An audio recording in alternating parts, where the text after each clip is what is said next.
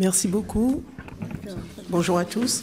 Alors, je suis de la Guadeloupe, Madame le ministre, Monsieur le ministre. Alors, j'ai 3 questions. La première concerne justement l'accès aux soins et aux droits des personnes en situation de handicap, particulièrement pour les personnes qui n'ont pas la possibilité d'avoir la traduction simultanée quand ils sont malentendants. Donc, ça pose un sérieux problème. Pour les personnes en situation de handicap et à mobilité réduite, qui n'ont pas forcément la possibilité d'accéder à la prévention, notamment pour les examens gynécologiques, c'est compliqué. Donc, des équipements adéquats devraient être peut-être accompagnés pour permettre à ces personnes d'avoir également de la prévention, particulièrement pour ce qui concerne le cancer de l'utérus. Concernant la T2A, dans les territoires d'outre-mer, en Guadeloupe de façon singulière, nous avons des difficultés. Notre hôpital, notre CHU est en très grande difficulté, vous le savez. Il y a des surcoûts qui sont liés à l'insularité, qui sont également liés aux frais d'approche, parce que vous savez très bien qu'il y a des surcoûts insurmontables. Et contrairement à ce qu'on pourrait avoir ici en France, eh bien, tout est beaucoup plus cher. On a vraiment des difficultés qui sont liées à cela. Donc, en plus, s'ajoutent les démarches de certification et d'accréditation pour nos différents services. Et là aussi, il faut mettre aux normes. Donc, il y a des surcoûts également, parce que ces mises aux normes nécessitent des frais supplémentaires. Nous sommes dans un pays où il y a un fort taux de chômage et il y a beaucoup de personnes qui bénéficient de très petites retraites. Donc, le problème de la CSG se pose également. Là, et certains de mes collègues en ont parlé déjà. Il y a également, concernant alors, la dernière chose, concernant les conditions de travail au niveau de l'établissement français du sang. Et là, vous avez parlé également de l'égal accès aux droits et aux soins.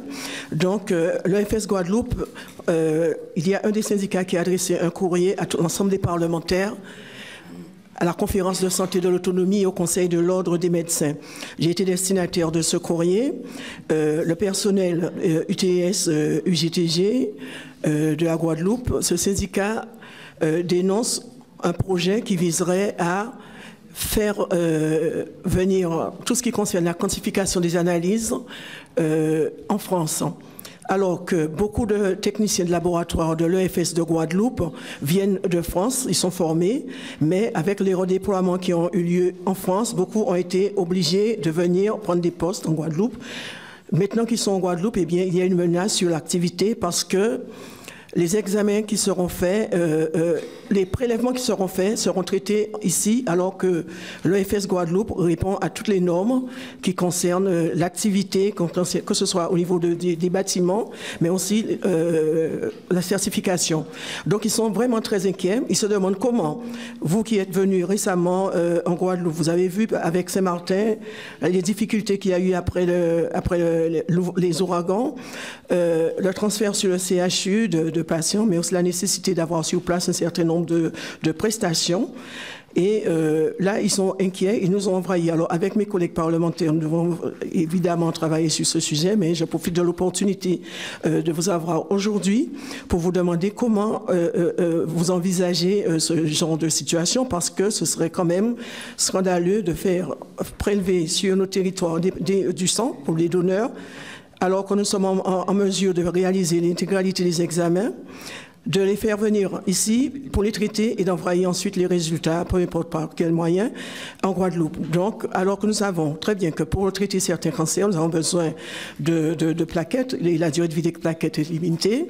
Nous avons aussi un fort taux de personnes qui ont la drépanocytose, et pour ces personnes-là, il y a des traitements spécifiques qu'il faut faire, particulièrement des transfusions dans certains cas.